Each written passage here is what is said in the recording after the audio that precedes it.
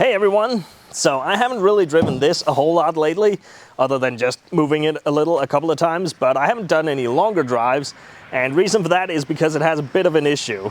Well, if you've seen some of the previous videos, you know that this one has a lot of issues, but this time it's been a little more immobilized because it has sprung a leak. And now I do have to move it again, so I'm thinking this time I should probably go and fix that leak so we can take it for a longer drive and play around down here a little bit. Just because it's been a while and I miss driving this thing. So the thing is, a while ago, well this was back in winter, I was playing around with this thing and it blew out a hose for the power steering. Now, I don't mention it a whole lot because we don't post all that much over there, but we do have an Instagram that is tied to this YouTube channel, and it just goes by the same name. But those of you who are over there, you may have seen a video of this being kind of stuck in a hole that was a bit challenging to try and get out of because I didn't have that power steering. So what happened was simply I was trying to drive out of that hole, so I had the steering wheel turned one way to sort of steer the wheels right into the embankment to try and drive up that. So there was quite a lot of pressure on everything, and suddenly the steering wheel just very quickly went the other way and nearly broke my wrist. Definitely sprained it pretty good, but that's what happens. But the thing is, once you lose that power steering, this thing is really heavy to try and drive through rough terrain. And also, just like most other vehicles, the power steering pump doesn't really like to run without oil. It'll wear itself out pretty quickly, so that's why I haven't really driven it much.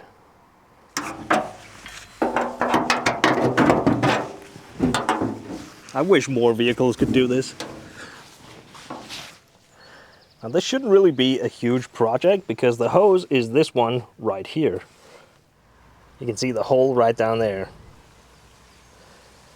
So it's a pretty short piece, and it's on these old type of hydraulic fittings that we should be able to reuse. So really all I need is just a little bit of hydraulic hose. So let's try and get this thing out of here. Let's just go ahead and start with the hopefully easy end. That was not bad at all. So the other one down here, that's going to be a bit more tricky to get to because it's all the way up there in a pretty tight corner, and it's right above this cross member, so I can't really get a socket right up onto it. So I don't really think you'll be able to see much of what I'm doing up here, but it's kind of hard to try and film it down here while also being able to reach. So what I really need is one of these wrenches with this little bend in it, but I don't have one of those in 22 millimeters. I think I'm gonna have to move these small pipes out of the way first, just to see if I can get a little more room and maybe get a socket on there.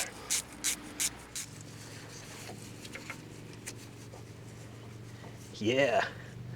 All right, this might just work, depending on how tight this is going to be.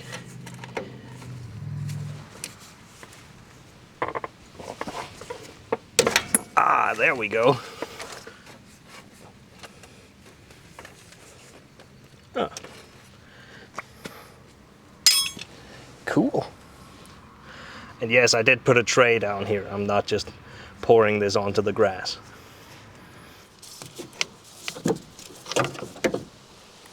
Here it is, with holes and everything. Yeah, I think that's past expiration date. Right, so as I mentioned, this is an older style of hydraulic fitting. Well, that being said, you can still get these today. There's really nothing wrong with using these. The downside of them is they take up a little more space, and also they take a little longer to put on because you have to fiddle with them a bit. And they are really best suited for systems that are not running super high pressures. But the cool thing about them is that you don't need a special hydraulic crimping tool to put them on, and also if you can take them apart, you can actually reuse them. So let's go ahead and try that. Let's see if this will move. Oh yeah.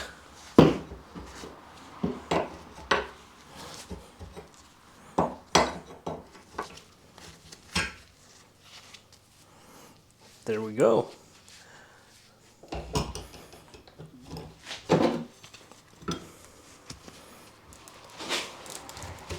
Aha.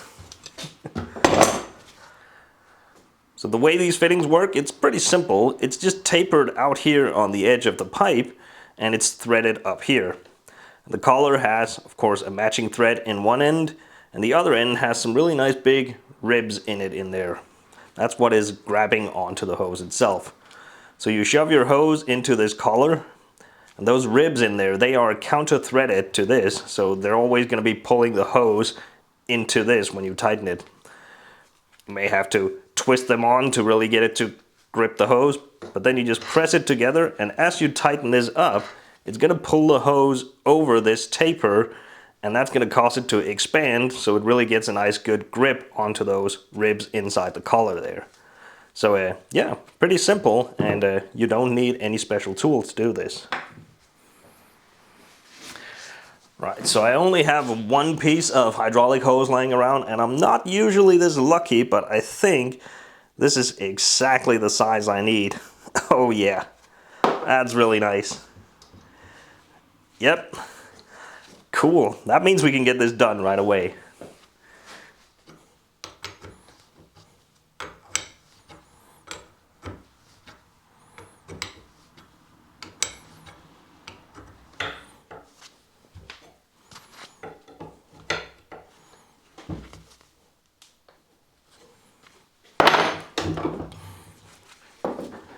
There we go.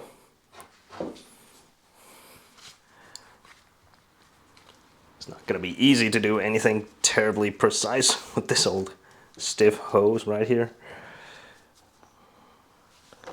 It'll just be right around there.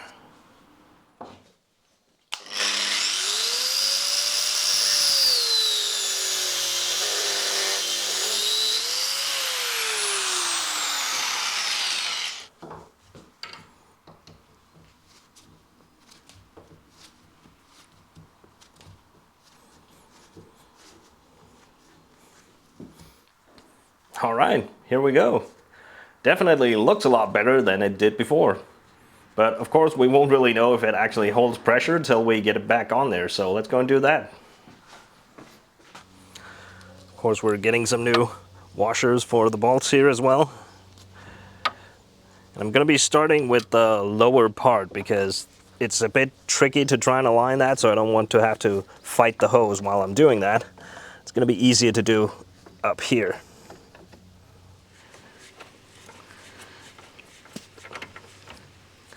Success. All right, I caught that one. So before we tighten that up all the way, let's just catch the upper one here. Let's see if we can get this one to cooperate and line up here. Oh, I didn't hit the angle 100%. I think it's still doable though. Yeah, I think I got it.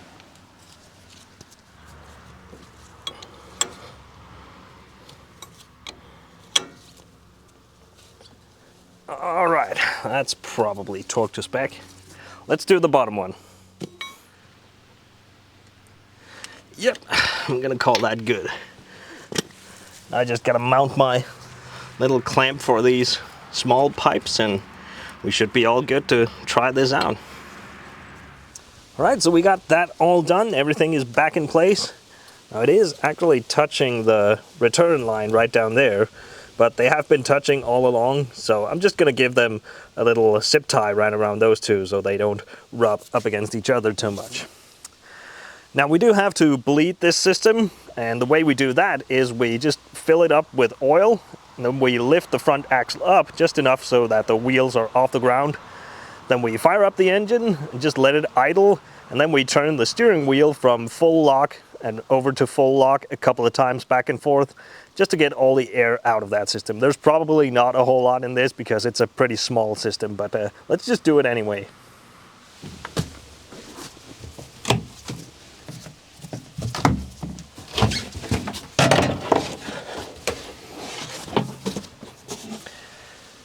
You can just see the back of the reservoir in there, but we do have the dipstick right here. That's a little further out, so I'm gonna try and pour it in through there because it's just really difficult to get to that in there.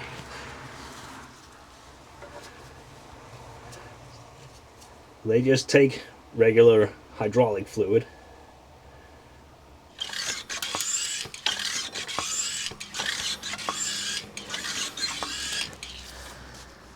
It's almost max capacity of this jack. It's only a 3-ton. Well, this thing hasn't run in a while, so let's just go ahead and try. Now, it's probably gonna get a little bit loud with the buzzer in here.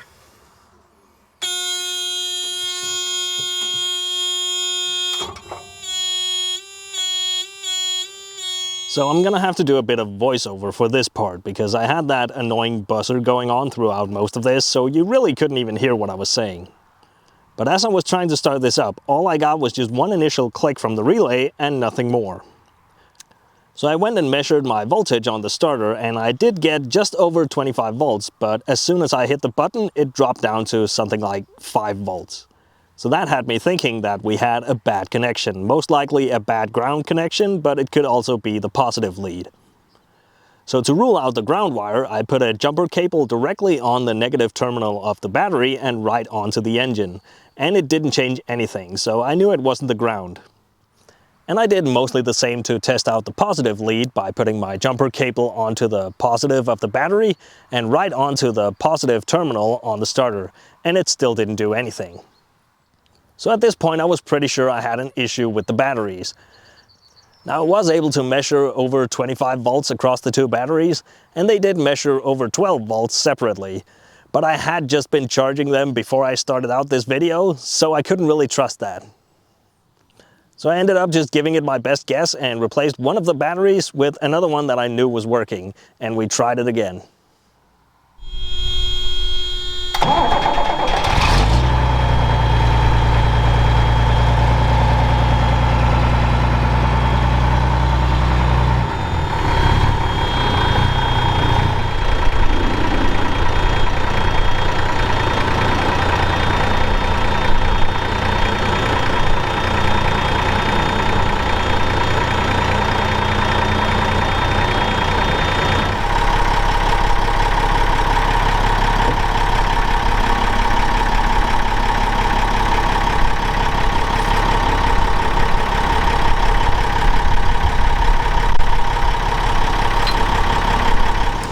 Right, so it turned out it was just that battery that had died, but our power steering is looking really good.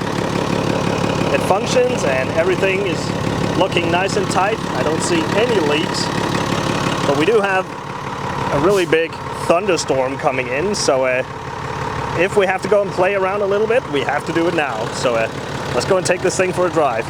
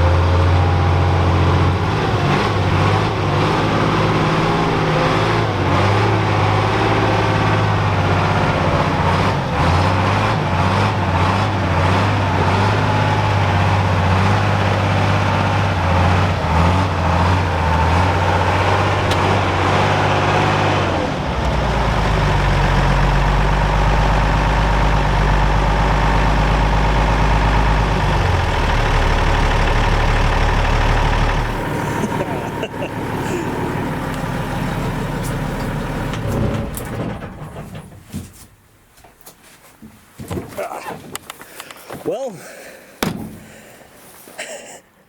that's not really what I had in mind.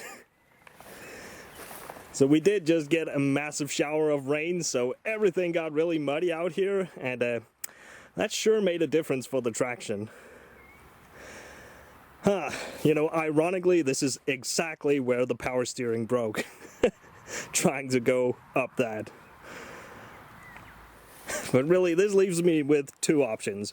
We can either try to get that tire back on the rim, or I'm gonna have to get my spare out that's just been hanging there for 12 years or something like that.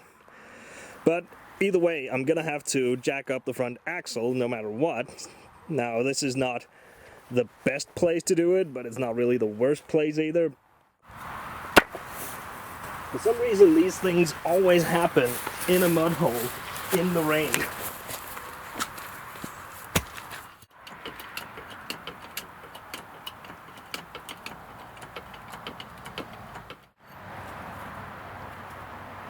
That's a perfectly sketchy setup. Right, so now we're kind of off the ground, so I think I'm gonna try and pop this tire back on the rim, because I really can't get it far enough up to be able to fit that on there. And it's also right up against this bank, so it's a really awkward place to try and fit a spare tire. Yeah. We may have to use a little bit of explosives to get this back on here.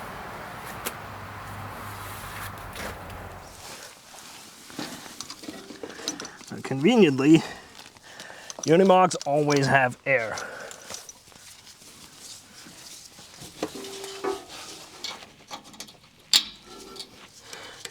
I'm just gonna take the core out and try not to drop that in the mud. And yeah, let's try to blow this thing back on. It's time for an exciting game of not too much and not too little.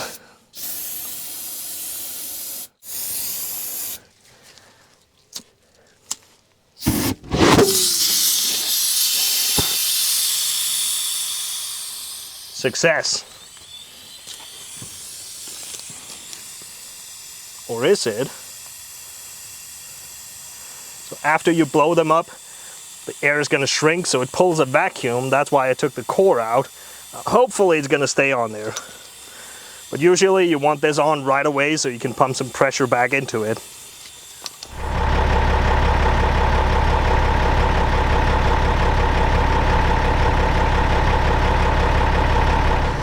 Alright, success! We are back on 4 wheels, or at least 4 tires. Now everything is so slippery, I really don't think I could drive up this thing. It's pretty steep right here, so I'm probably gonna have to back it out, although it looks really muddy down there as well. But let's just give it a go and see what happens.